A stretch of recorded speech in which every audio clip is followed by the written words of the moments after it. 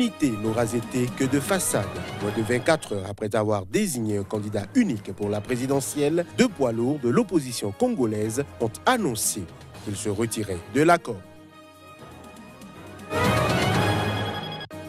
Manifestation pour réclamer la dignité du peuple marocain à Rabat, capitale du Maroc. Et c'est en réaction à la décision surprise du gouvernement de ne pas passer à l'heure d'hiver et de rester à GMT+1. En France aussi, on se mobilise. Les personnels des écoles, collèges et lycées étaient lundi dans les rues de Lyon. Ce, suite à un appel à la grève de tous les syndicats pour dénoncer les suppressions de postes.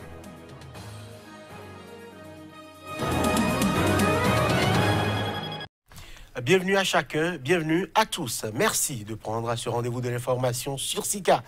L'unité n'a même pas duré 24 heures. Deux poids lourds de l'opposition congolaise ont annoncé dès lundi qu'ils se retiraient de l'accord qu'ils avaient pourtant signé la veille pour désigner un candidat unique de l'opposition à l'élection présidentielle prévue le 23 décembre en République démocratique du Congo.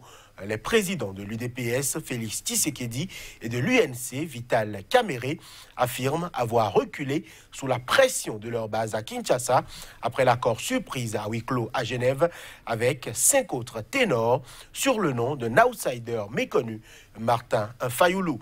D'après cet accord, Fayoulou, à la tête d'un petit parti peu représenté au Parlement, devait défendre les chances de l'alternance face à l'ex-ministre de l'Intérieur, Emmanuel Ramazani Shadari, le candidat du président Joseph Kabila au pouvoir depuis près de 18 ans et qui a accepté de se retirer. L'UDPS et l'UNC ont aussi prêté des intentions cachées à deux autres signataires de l'accord de Genève, l'ex-gouverneur du Katanga Moïse Katumbi et l'ex-vice-président Jean-Pierre Bemba. Tout semble donc à refaire au sein de l'opposition après le coup de théâtre de lundi soir. Au Zimbabwe, le principal parti d'opposition maintient ses accusations de tentative d'enlèvement de son dirigeant Nelson Chamisa, malgré un démenti formel du gouvernement. Le mouvement pour le changement démocratique a accusé ce week-end des agents du renseignement zimbabwéen d'avoir participé à une tentative avortée d'enlèvement de son leader suite à un rassemblement à Marondera, à 72 km à l'est de Harare. Les images. Le mouvement pour le changement démocratique, principal parti d'opposition au Zimbabwe, a relayé samedi sur son compte Twitter que des agents de la Central Intelligence Organisation avaient participé à une tentative avortée d'enlèvement du leader de l'opposition Nelson Chamisa au moment où il quittait un meeting à Marondera, à 72 km à l'est de Harare. Dimanche, le gouvernement du président Emmerson Mnangagwa a démenti que son service de renseignement ait tenté d'enlever le principal dirigeant de l'opposition au cours du week-end écoulé. Se disant consterné après les accusations de l'opposition, le gouvernement zimbabwéen a estimé dans un communiqué que ces allégations sont non seulement fausses, mais aussi malveillantes. Mais l'opposition maintient ces accusations malgré le formel démenti du gouvernement. Ce qui est inquiétant à propos de la bagarre de samedi, c'est qu'ils se sont mêlés physiquement au cortège et ont tenté d'attraper et d'enlever le président. Ils suivent son cortège ou son convoi à grande vitesse, ils interfèrent avec les véhicules de son cortège et parfois ils le font presque sortir de la route. C'est une violation flagrante du code de la route. Nous sommes certains qu'ils ont l'intention de causer un accident et de blâmer les conducteurs pour leur négligence. Les hommes politiques de l'opposition au Zimbabwe avaient souffert de harcèlement et de violence lors du règne du président Robert Mugabe, qui a été contraint à la démission il y a un an sous la pression de l'armée et du parti au pouvoir. Au Mozambique, le Conseil national de la résistance nationale mozambicaine, RENAMO, le principal parti d'opposition, tiendra un congrès pour élire le successeur de son défunt dirigeant, Afonso Dhlakama, décédé au mois de mai dernier. L'annonce a été faite par le porte-parole de la commission politique nationale du parti. On l'écoute. 6 mois se sont écoulés depuis que le respecté président Afonso Dhlakama a quitté la communauté mozambicaine.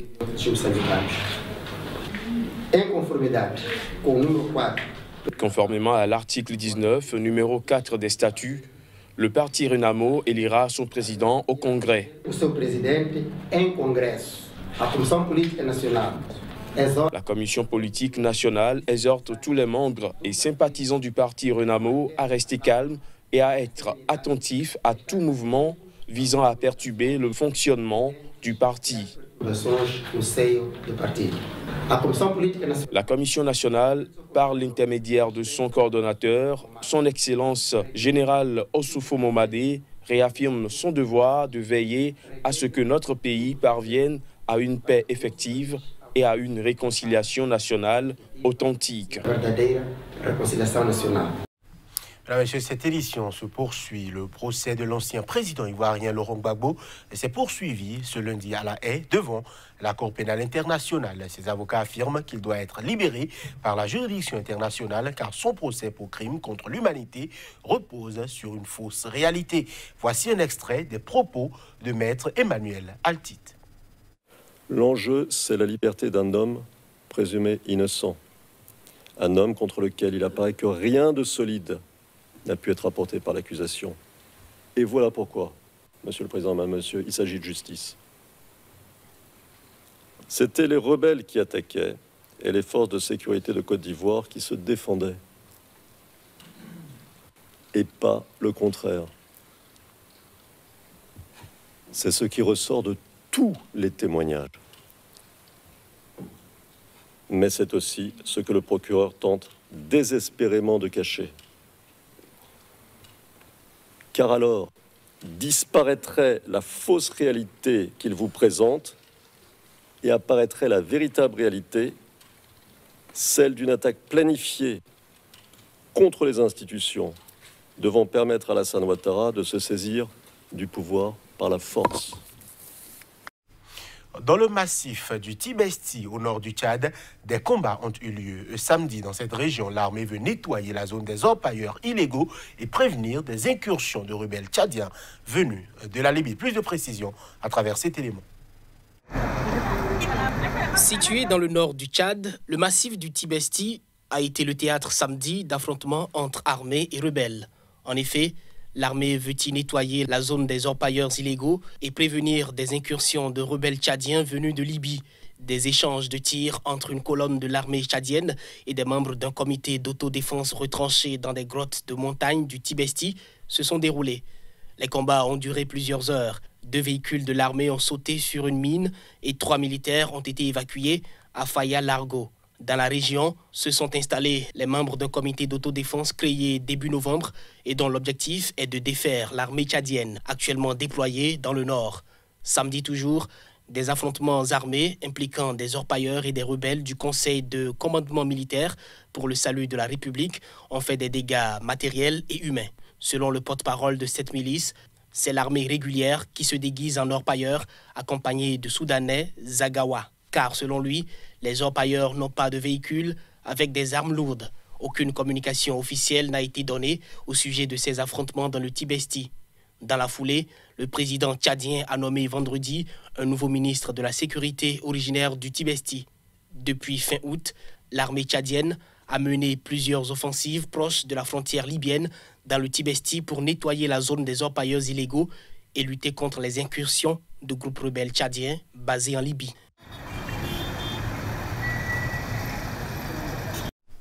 Épidémie de choléra au Nigeria, la maladie se propage rapidement dans le nord-est du pays. Déjà 175 morts enregistrés et plus de 10 000 personnes affectées. L'épidémie de choléra qui frappe les 3 États du nord-est du Nigeria a fait 175 morts et près de 10 000 personnes porteuses du virus ont été recensées début novembre. Le Norwegian Refugee Council s'inquiète particulièrement de la très forte concentration de population dans les camps de déplacés et dans les camps informels où se sont réfugiées les personnes fuyant les combats entre l'armée nigériane et les insurgés de Boko Haram. Maïdougouri, la grande ville du nord-est, accueille à elle seule 243 000 personnes selon l'Organisation internationale pour les migrations. La semaine dernière, le président Muhammadu Buhari, qui est en campagne pour sa réélection en février, a déclaré l'état d'urgence sanitaire lors d'un sommet sur l'accès à l'eau. Le choléra est une infection diarrhéique aiguë provoquée par l'ingestion d'aliments ou d'eau contaminée. Elle est facile à traiter par réhydratation notamment, mais peut tuer en quelques heures faute de traitement. Selon des ONG, 11 millions de Nigérians ont un besoin urgent d'aide humanitaire. Je l'annonçais en titre, manifestation pour réclamer la dignité du peuple marocain à Rabat, capitale du Maroc. C'est en réaction à la décision surprise du gouvernement marocain de ne pas passer à l'heure d'hiver et donc de rester à GMT+1. Les images. La mesure a suscité confusion et incompréhension dans le rang des Marocains.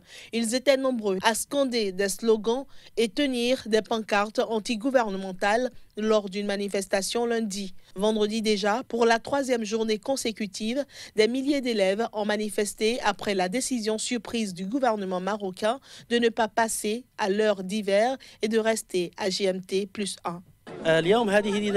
Aujourd'hui, c'est une dynamique particulière qui a amené le peuple marocain à exiger le respect de son opinion, de ses décisions.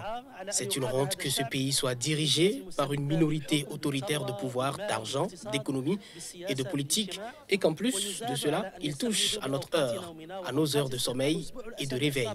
Cette semaine, un grand nombre d'écoliers, d'étudiants, les médecins, le corps enseignant, plein de personnes d'autres secteurs, tous protestent et rejettent l'imposition du gouvernement.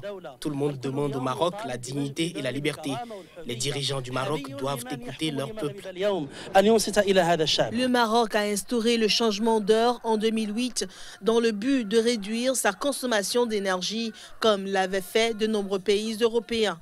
La question est également posée en Europe après le projet de la Commission européenne de mettre fin à l'obligation du changement d'heure. Mobilisation toujours, cette fois-ci en France, et c'est à mettre à l'actif des personnels des écoles, collèges et lycées ce lundi. À Lyon, c'était suite à un appel à la grève de tous les syndicats de l'éducation nationale pour dénoncer les suppressions de postes. Le mouvement de débrayage, une première depuis 2011, a pour objectif de dénoncer les suppressions de postes. Des personnels des écoles, collèges et lycées étaient en grève lundi à l'appel de tous les syndicats de l'éducation nationale. En effet, le budget 2019 prévoit de supprimer 2650 postes dans les collèges et lycées publics, 550 dans le privé, 400 dans l'administration. Des manifestations sont prévues dans les grandes villes également. Dans une maternelle de Boulogne-Billancourt, tous les enseignants étaient en grève pour l'amélioration du fonctionnement de l'école qui passe par un budget à la hauteur des besoins. Les élèves étaient accueillis au compte-gouttes par du personnel de la mairie qui assure un service d'accueil minimum. La loi d'août 2008 a instauré ce droit d'accueil en maternelle et élémentaire. Le volet éducation nationale du budget 2019 sera discuté en plénière ce mardi à l'Assemblée nationale. Quelques 1800 postes seront créés aux primaires en vertu de la priorité aux primaires voulue par le ministre de l'Éducation. Les syndicats des fédérations FSU, CFDT et UNSA ont appelé à la grève dans le public et dans le privé pour réclamer l'annulation de ces suppressions de postes. L'Agence des statistiques du ministère de l'Éducation prévoit une hausse de 40 000 élèves à chaque rentrée entre 2019 et 2021 dans le secondaire. Emmanuel Macron a indiqué vouloir supprimer 50 000 postes dans la fonction publique d'État d'ici à 2022. Et c'est sur ces images de mobilisation que nous mettons un terme à cette édition.